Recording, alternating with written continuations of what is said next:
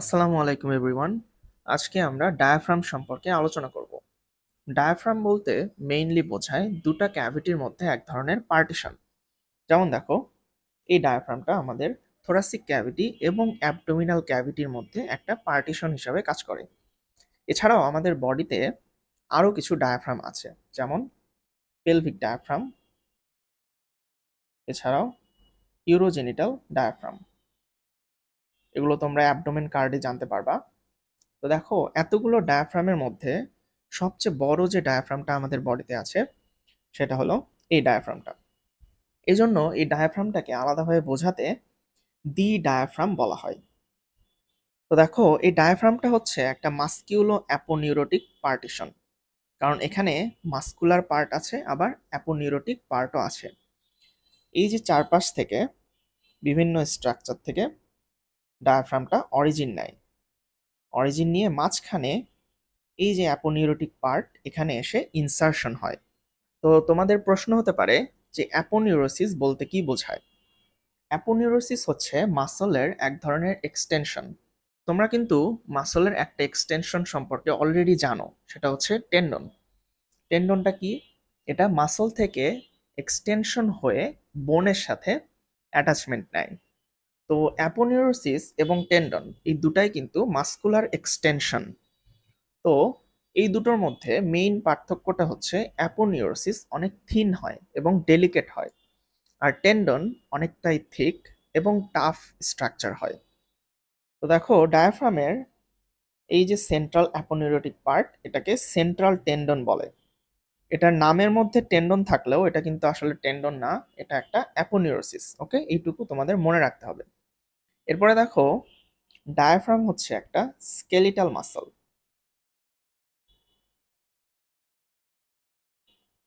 এবং আমরা জানি যে স্কেলিটাল মাসল যখন অনেকক্ষণ ধরে কাজ করে তখন এটা কিন্তু দুর্বল হয়ে যায় বা ফ্যাটিগ হয়ে যায়। কিন্তু ডায়াফ্রামের ক্ষেত্রে বিশেষত্বটা হচ্ছে এখানে 55% রেড ফাইবার থাকে। এটা তোমরা হিস্টোলজিতে, তারপর ফিজিওলজিতেও কিছুটা পড়বা যে রেড মাসল এবং হোয়াইট মাসল বলতে কি বোঝায়। রেড ফাইবারসগুলো সাধারণত অনেক কম ফ্যাটিগ হয় হোয়াইট মাসলের তুলনায়। তো দেখো, ডায়াফ্রামে রেড ফাইবারের পার্সেন্টেজটা বেশি থাকার কারণে এটা কিন্তু কম ফ্যাটিগ হয়, বা ফ্যাটিগ হয় না বললেই চলে।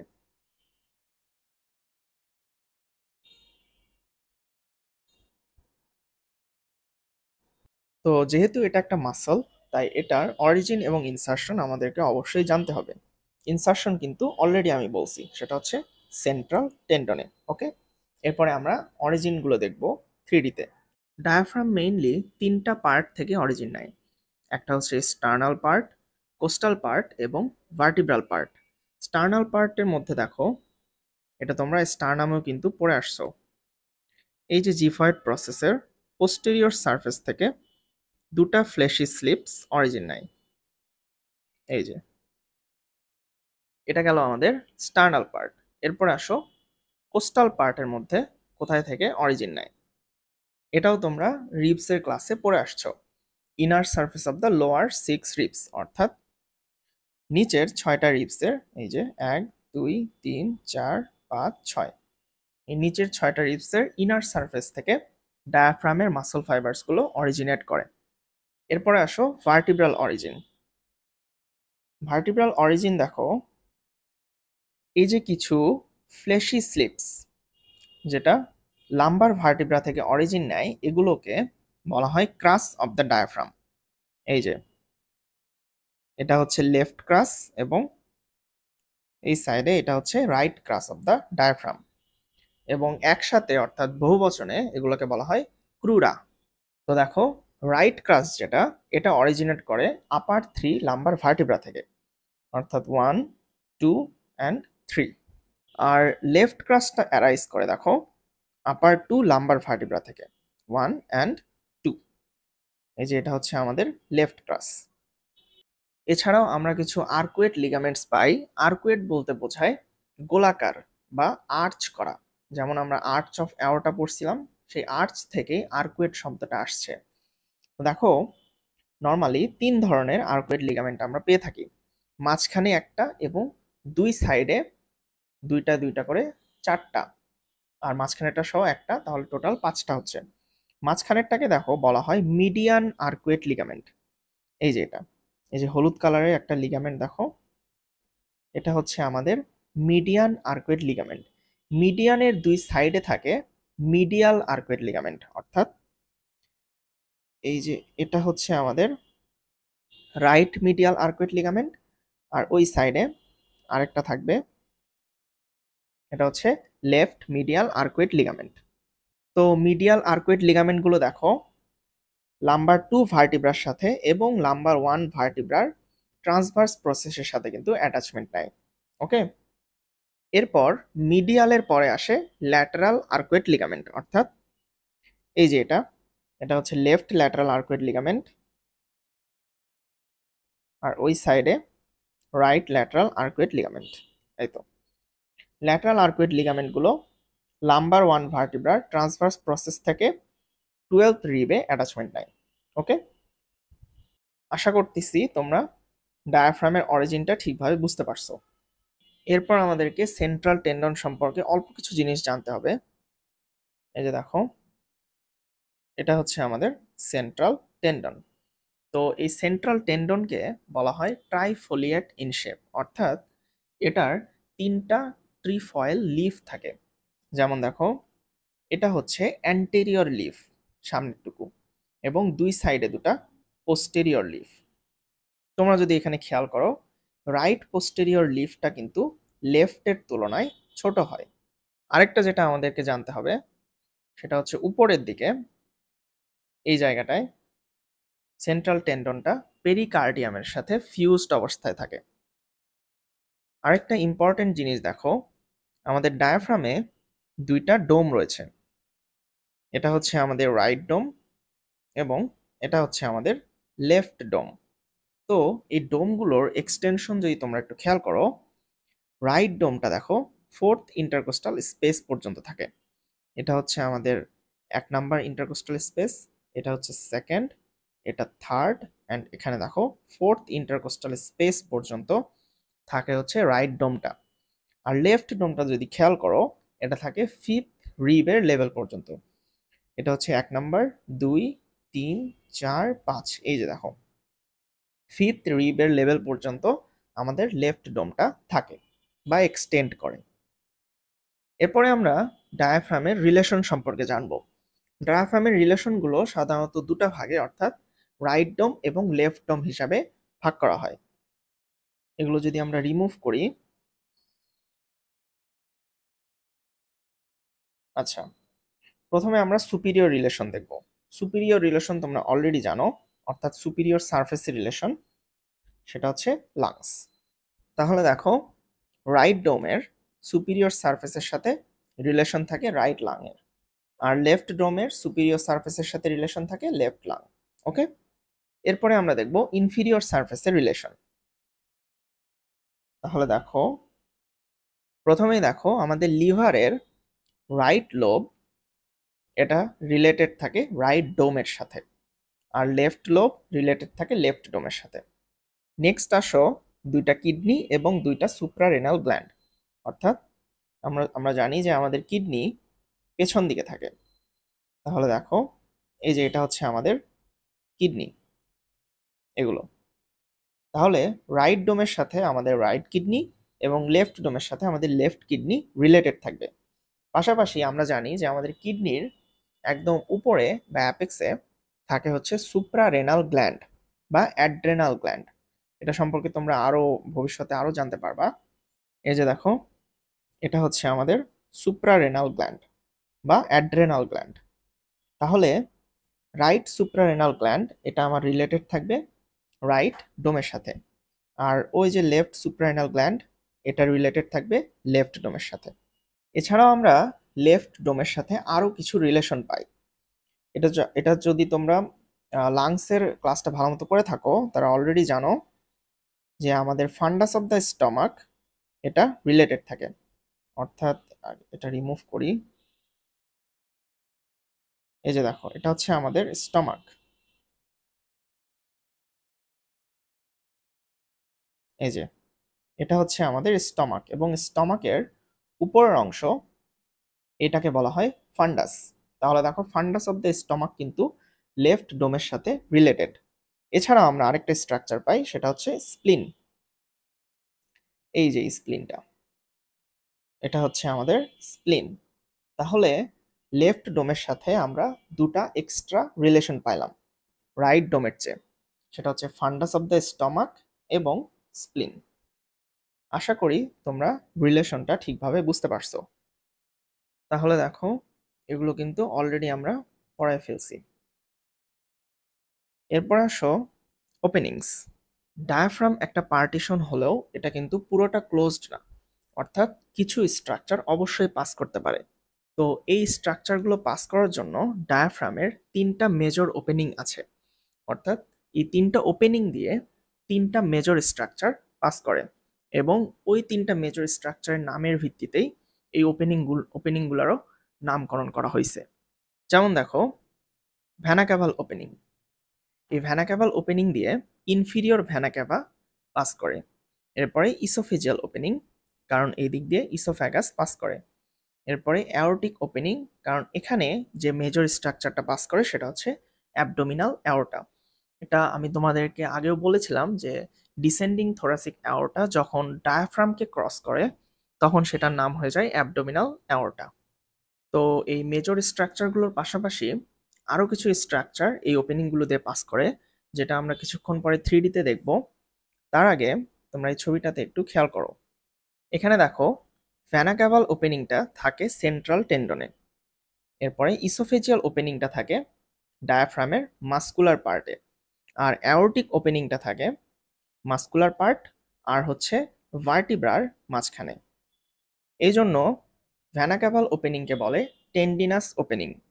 এরপর ইসোফেজিয়াল ওপেনিংকে বলা হয় মাস্কুলার ওপেনিং, আর অ্যাওরটিক ওপেনিংকে বলা হয় অসিও অ্যাপোনিউরোটিক। অসিও অর্থ হচ্ছে অস্থি বা বোনস, আর অ্যাপোনিউরোসিস যেটা সম্পর্কে আমি অলরেডি বলছি। এরপরে দেখো ভ্যানা ক্যাভাল ওপেনিংটা কিছুটা কোয়াড্রাঙ্গুলার, অর্থাৎ চার কোণাকৃতির। ইসোফেজিয়াল ওপেনিংটা ওভাল শেপড, আর অ্যাওরটিক ওপেনিংটা সার্কুলার হয়। ওকে, এখানে খেয়াল করো, এখানে আমরা তিনটা মেজর স্ট্রাকচার সাথে তিনটা মেজর ওপেনিংস দেখতে পাচ্ছি। তো দেখো এই যে এটা হচ্ছে আমাদের ভ্যানা ক্যাভাল ওপেনিং, দেন এই যে এটা ইসোফেজিয়াল ওপেনিং, এরপরে এই যে একদম পিছনে এটা হচ্ছে আমাদের অ্যাওরটিক ওপেনিং। তো এই ওপেনিংগুলোর ভার্টিব্রাল লেভেল আমাদেরকে জানতে হবে। প্রথমে দেখো ভ্যানা ক্যাভাল ওপেনিং। তোমরা যদি এখানে একটু খেয়াল করো, এই ভ্যানা ক্যাভাল ওপেনিংটা কিন্তু থোরাসিক 8 ভার্টিব্রাল লেভেল বরাবর আছে। এরপরে আসো ইসোফেজিয়াল ওপেনিং। এটা কিন্তু আমরা ইসোফ্যাগাসের ক্লাসেও বলছিলাম, এটা থাকে 10th থোরাসিক ভার্টিব্রাল লেভেল বরাবর। নেক্সট হচ্ছে অ্যাওরটিক ওপেনিং। অ্যাওরটিক ওপেনিংটা থাকে দেখো এই যে আমাদের অ্যাওরটিক ওপেনিং দেখা যাচ্ছে এই ভার্টিব্রাটা, তাহলে 12th থোরাসিক ভার্টিব্রাল লেভেল বরাবর।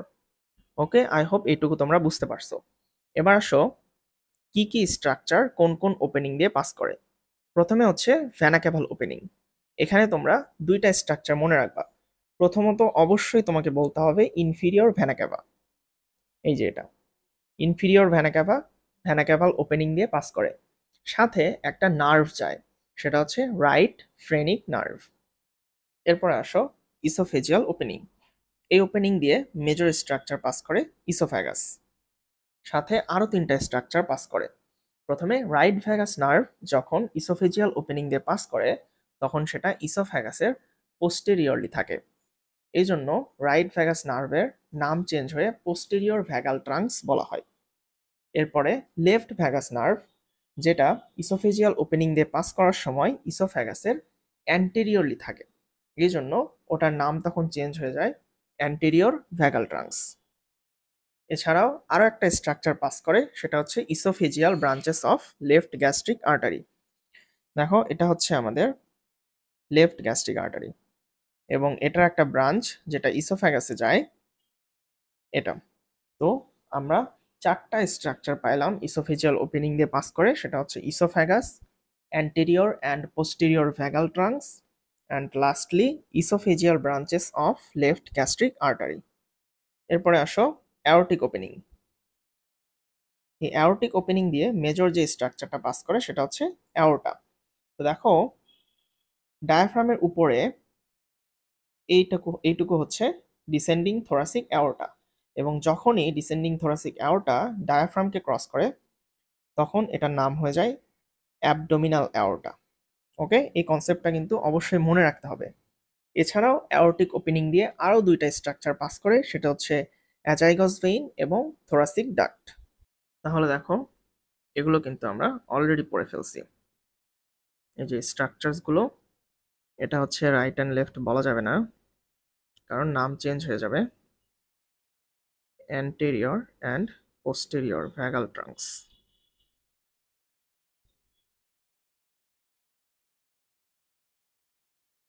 anterior কোনটা?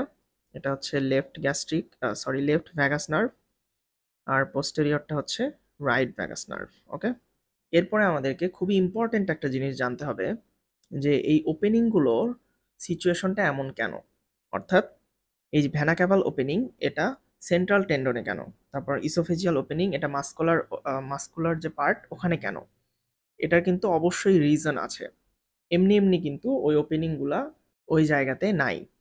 তো এটার মেইন যে জিনিসটা আমাদেরকে পড়তে হবে সেটা হচ্ছে ডায়াফ্রাম যেহেতু একটা মাসল, তো এই মাসলের কন্ট্রাকশনের কারণে এই ওপেনিংগুলোতে কি ইফেক্ট পড়ে, অর্থাৎ ইফেক্ট অফ কন্ট্রাকশন।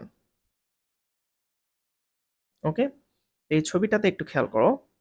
আমি থোরাসিক কেজের ভিডিওতে অলরেডি পড়াইছি যে ডায়াফ্রামটা রেসপিরেশনের সময় কতটা হেল্প করে। অর্থাৎ যখন আমরা ইন্সপিরেশন নেই, যখন প্রশ্বাস গ্রহণ করি, তখন ডায়াফ্রামটা কন্ট্রাক্ট করে নিচের দিকে যায়, অর্থাৎ এই সময় ইন্ট্রাথোরাসিক প্রেশার কমে যায় এবং ইন্ট্রা অ্যাবডোমিনাল প্রেশার বেড়ে যায়। এটুকু আমাদেরকে অবশ্যই মনে রাখতে হবে। এরপরে আসো ভেনা ক্যাভাল ওপেনিং।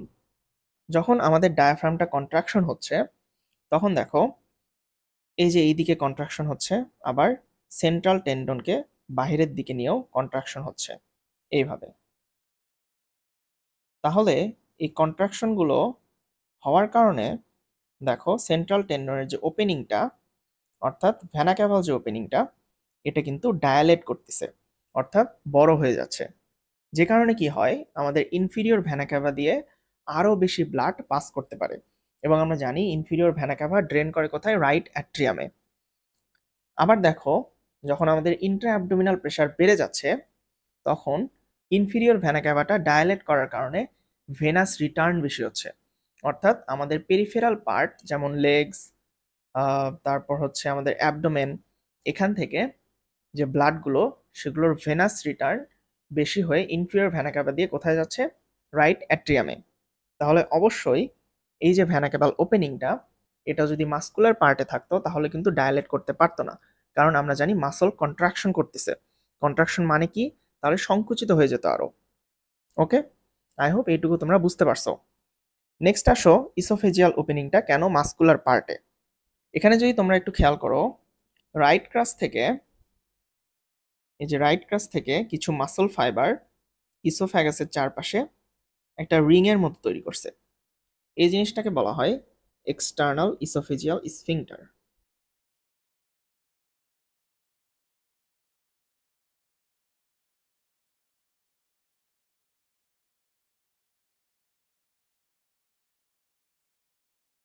এটা এক্সটার্নাল কেন? কারণ এটা বাহিরে, ইসোফ্যাগাসের বাহিরে।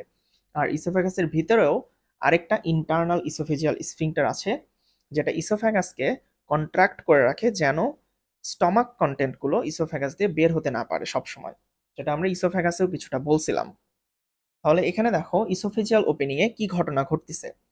যখন আমাদের ইন্ট্রা অ্যাবডোমিনাল প্রেশার বেড়ে যাচ্ছে, সেটা কিন্তু স্টমাকের উপরেও ইফেক্ট ফেলে।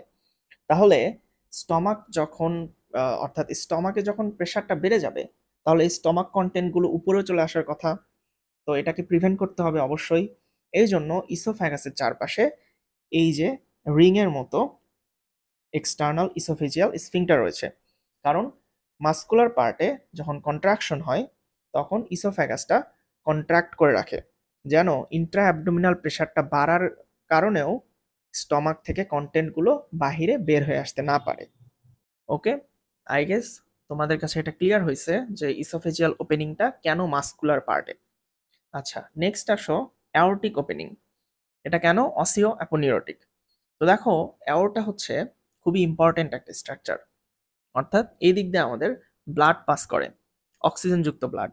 তো এটার উপর যদি কোনো ইফেক্ট পড়ে সেটা অবশ্যই আমাদের বডির জন্য ভালো না। এই জন্য এটা এমন একটা জায়গায় আছে যেন এটার উপর কোনো প্রেশার না পড়তে পারে। এখানে আমার ডায়ালেটও হচ্ছে না, আবার কন্ট্রাকশনও হচ্ছে না, নো চেঞ্জ। ওকে, আশা করি তোমরা এই ইফেক্টগুলো বুঝতে পারছো। না বুঝলে অবশ্যই জানাবা। এরপরে দেখো, মেজর ওপেনিং এর পাশাপাশি অনেকগুলো মাইনর ওপেনিংস থাকে ডায়াফ্রামে। তো সবগুলো মাইনর ওপেনিংস আমাদের জানার প্রয়োজন নাই, দুইটা ওপেনিং জানতে পারো। সেটা হচ্ছে আমরা যে পড়ছিলাম ইন্টারনাল থোরাসিক আর্টারি এবং ইন্টারনাল থোরাসিক ভেইন, দুটোকে একসাথে ইন্টারনাল থোরাসিক ভেসেলস বলা হচ্ছে। তো এগুলোর ব্রাঞ্চ কি ছিল? একটা হচ্ছে সুপিরিয়র এপিগ্যাস্ট্রিক ভেসেল এবং আরেকটা হচ্ছে মাস্কিউলো ফ্রেনিক ভেসেলস। তো এই দুটো কোন দিক দিয়ে পাস করে ডায়াফ্রামের, এইটুকু জানলেই হবে। তো দেখো, প্রথমে সুপিরিয়র এপিগ্যাস্ট্রিক ভেসেলস, এটা পাস করে এই যে দুই সাইডে, দেখো জিফিস টার্নাম, এটার যে স্লিপ এবং সেভেন্থ কোস্টাল কার্টিলেজ, এই দুটো স্লিপের মাঝখানে এই দিক দিয়ে আমাদের দুই সাইডে এই দিক দিয়ে আমাদের সুপিরিয়র এপিগ্যাস্ট্রিক ভেসেল পাস করে। তো এই যে একটা স্পেস, এই স্পেসের একটা নাম আছে, এটাকে বলা হয় ল্যারিস স্পেস অথবা স্পেস অফ ল্যারি। এই স্পেসের একটা ডেভেলপমেন্টাল সিগনিফিকেন্স আছে, যেটা আমরা ডেভেলপমেন্টাল অ্যানাটমিতে পড়ব। দেখো, কখনো যদি এই জিফয়েড প্রসেসের সাথে ডেভেলপমেন্টটা পরিপূর্ণ না হয় বা অ্যাটাচমেন্টটা ঠিকভাবে না হয়, তখন এই স্পেসটা অনেক বড় হয়ে যায়, মোটামুটি এই পরিমাণ বড় হয়ে যেতে পারে। তখন ওই স্পেসকে বলা হয় ফোরামেন অফ মরগ্যাগনি। নেক্সট দেখো, মাস্কুলোফ্রেনিক ভেসেলস। এখানে এটা শুধু আর্টারি না, এটা ভেসেলস চায়, অর্থাৎ আর্টারি এবং ভেইন দুটাই। তাহলে এখানে আমাদের একটা ভেইন। তো এটা পাস করে হচ্ছে এই যে সেভেন্থ কোস্টাল কার্টিলেজ এবং এইথ কোস্টাল কার্টিলেজের যে ডায়াফ্রাগমেটিক অ্যাটাচমেন্ট, এই দুটোর মাঝখান দিয়ে। ওকে, আই হোপ তোমরা ওপেনিংসগুলো ঠিকভাবে বুঝতে পারছো। এরপরে আসো নার্ভ সাপ্লাই এবং ব্লাড সাপ্লাই। এই টপিকটুকু আমাদের দত্ত থেকে পড়তে হবে, আমি দত্ত স্যারের বই থেকে এখানে এডিট করে এখানে বসাই দিছি আসলে পিডিএফে। তো দেখো, মোটর সাপ্লাই বলতে বোঝায় যখন কোনো নার্ভ থেকে সিগন্যাল আসে স্ট্রাকচারে, আর সেন্সরি সাপ্লাই বলতে বোঝায় যখন স্ট্রাকচার থেকে কোনো সেন্সেশন বা সিগন্যাল নার্ভে যায়। ওকে, এইটুকু বেসিক ডিফারেন্স যদি তুমি মনে রাখতে পারো তাহলে তোমার আপাতত সুবিধা হবে, কারণ তোমরা নার্ভাস সিস্টেম এখনই পড়তেছো না, আরো দেরি আছে পড়ার। তো দেখো, ডায়াফ্রামের ক্ষেত্রে মোটর সাপ্লাইটা দেয় হচ্ছে phrenic nerve, right and left দুইটা ফ্রেনিক নার্ভ আছে, এবং ফ্রেনিক নার্ভের যে অরিজিন সেটা হচ্ছে সার্ভাইকাল 3, 4, 5 সেগমেন্টস থেকে। তো সার্ভাইকাল অরিজিন থেকে ডায়াফ্রামকে কিভাবে সাপ্লাই দিচ্ছে ফ্রেনিক নার্ভটা, এটা আমরা বুঝতে পারবো যখন ডায়াফ্রামের ডেভেলপমেন্টটা পড়বো। তো আমরা নেক্সট ক্লাসে ডায়াফ্রামের ডেভেলপমেন্ট পড়ার সময় এটা ডিটেলসে আলোচনা করব। এরপরে আসো sensory supply. Phrenic nerve sensory supply দেয় সেন্ট্রাল পার্টে, অর্থাৎ মাঝখানে আছে আমাদের সেন্ট্রাল টেন্ডন এবং চারপাশের কিছু মাসল ফাইবার্স। আর পেরিফেরাল যে মাস্কুলার পার্ট, অর্থাৎ বড় যে পেরিফেরাল মাস্কুলার পার্টটা আছে, এখানে আমার সাপ্লাই দেয় ইন্টারকোস্টাল নার্ভস। কারণ আমরা অলরেডি দেখেছি যে আমাদের পেরিফেরাল মাস্কুলার পার্টটা কিন্তু আমাদের রিবস দ্বারা ঘিরে আছে। তো রিবসে অর্থাৎ ইন্টারকোস্টাল মাসলে কে সাপ্লাই দেয়? অবশ্যই ইন্টারকোস্টাল নার্ভস। আর আমরা অলরেডি দেখছি যে আমাদের ডায়াফ্রামটা কিছুটা নিচের দিকে, অর্থাৎ 6 নাম্বার রিব থেকে মোটামুটি ধরা যায়। তাহলে লোয়ার 6 অথবা 7 ইন্টারকোস্টাল নার্ভস থেকে এই পেরিফেরাল মাস্কুলার পার্টটা সেন্সরি সাপ্লাই পায়। নেক্সট হচ্ছে সিম্প্যাথেটিক সাপ্লাই, যেটা আসে মেইনলি সিলিয়াক প্লেক্সাস থেকে, এবং সিলিয়াক প্লেক্সাসের যে ব্রাঞ্চ ইনফিরিয়র ফ্রেনিক প্লেক্সাস এখান থেকে সাপ্লাই পায় সিম্প্যাথেটিক। এই যে এখানে দেখো, এই যে এটা হচ্ছে আমাদের লেফট ফ্রেনিক নার্ভ এবং এটা হচ্ছে রাইট ফ্রেনিক নার্ভ, আর সাইডে আমাদের ইন্টারকোস্টাল নার্ভস গুলো দেখা যাচ্ছে। এই যে এরপরে দেখো, এই যে এটা হচ্ছে আমাদের সিলিয়াক প্লেক্সাস যেখান থেকে সিম্প্যাথেটিক সাপ্লাইটা আসে, আর রাইট সাইডে যায় রাইট ইনফিরিয়র ফ্রেনিক প্লেক্সাস এবং লেফট সাইডে যায় লেফট ইনফিরিয়র ফ্রেনিক প্লেক্সাস। তো এই সিলিয়াক প্লেক্সাসটা মেইনলি আসে হচ্ছে গ্রেটার, লেসার এবং লিস্ট এই তিনটা স্প্ল্যাঙ্কনিক নার্ভস থেকে। তো ছোট করে যদি তোমাদেরকে বলি, গ্রেটার স্প্ল্যাঙ্কনিক নার্ভস যেটা, এটার স্পাইনাল সেগমেন্টস হচ্ছে T5 থেকে T9 পর্যন্ত, অর্থাৎ থোরাসিক 5 থেকে থোরাসিক 9 স্পাইনাল সেগমেন্টস থেকে এই গ্রেটার স্প্ল্যাঙ্কনিক নার্ভসটা আসে। লেসারটা আসে হচ্ছে T10 থেকে T11, আর লিস্ট স্প্ল্যাঙ্কনিক নার্ভ যেটা, এটা আসে হচ্ছে T12 থেকে। এই যে তিনটা স্প্ল্যাঙ্কনিক নার্ভস, এই নার্ভসগুলো একসাথে মিলে একটা প্লেক্সাস ফর্মেশন করে, যেটাই হচ্ছে এই সিলিয়াক প্লেক্সাস। তো এই সিম্প্যাথেটিক সাপ্লাইয়ের মেইন ফাংশনটাই হচ্ছে ডায়াফ্রামের মাসল টোন মেনটেন করা, অর্থাৎ এই যে আমরা ফ্যাটিগের কথা বললাম যে ডায়াফ্রাম মাসলটা যেন উইক না হয়ে যায়, এই জিনিসটাই মেইনটেইন করে হচ্ছে এই সিম্প্যাথেটিক সাপ্লাইটা। আচ্ছা, তাহলে দেখো আমাদের সিলিয়াক প্লেক্সাসটা আসে গ্রেটার, লেসার এবং লিস্ট এই তিনটা স্প্ল্যাঙ্কনিক নার্ভস থেকে।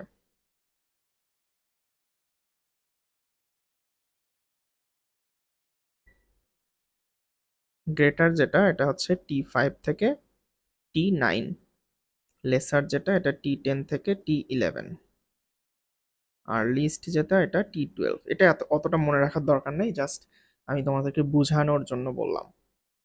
এরপরে আসো ব্লাড সাপ্লাই। ব্লাড সাপ্লাইতে প্রথমেই দেখো ইন্টারনাল থোরাসিক আর্টারি ব্রাঞ্চ, একটা হচ্ছে মাস্কুলোফ্রেনিক আর্টারি এবং পেরিকার্ডিওফ্রেনিক আর্টারি, যেটা আমরা অলরেডি পড়ছি থোরাসিক ওয়ালের ভিডিওতেই। এই দুটো থেকে ব্লাড সাপ্লাই পায় ডায়াফ্রাম।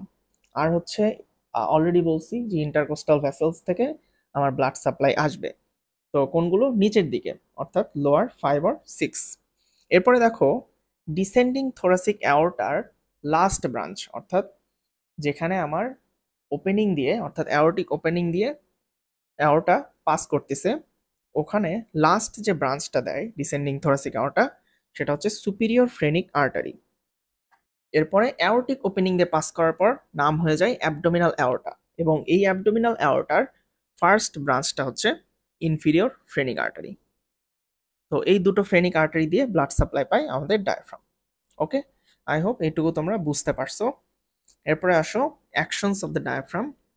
প্রথমে দেখো মাসল অফ ইন্সপিরেশন, যেটা আমরা অলরেডি ডিটেলসে আলোচনা করছি যে ডায়াফ্রাম কিভাবে কাজ করে, রিবসগুলো কিভাবে কাজ করে থোরাসিক কেজের ভিডিওতে, অবশ্যই দেখে নিবা। আর এটা তোমাকে অবশ্যই মনে রাখতে হবে, ডায়াফ্রামকে বলা হয় প্রিন্সিপাল মাসল অফ রেসপিরেশন। এরপরে দেখো ডায়াফ্রামকে বলা হয় মাসল অফ অ্যাবডোমিনাল স্টেইনিং। এটা বলতে বোঝায়, আমরা অলরেডি জানি যে ডায়াফ্রাম কন্ট্রাকশন হলে ইন্ট্রা অ্যাবডোমিনাল প্রেশার বেড়ে যায়।